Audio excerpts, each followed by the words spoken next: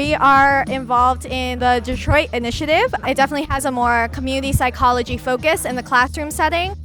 The Detroit Initiative, I think, is a great initiative introduced by the University of Michigan to connect students with service-based learning objectives and initiatives. And as field placement students, we are being placed in this initiative. We, I think, are very fortunate to be a part of this whole work that's being done.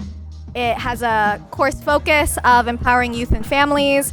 My time at School of Social Work has kind of given me a foundation of being able to come into communities with a bit more like awareness of my own positionality, my own identity, and how to enter and even leave communities in a respectful and also honoring way.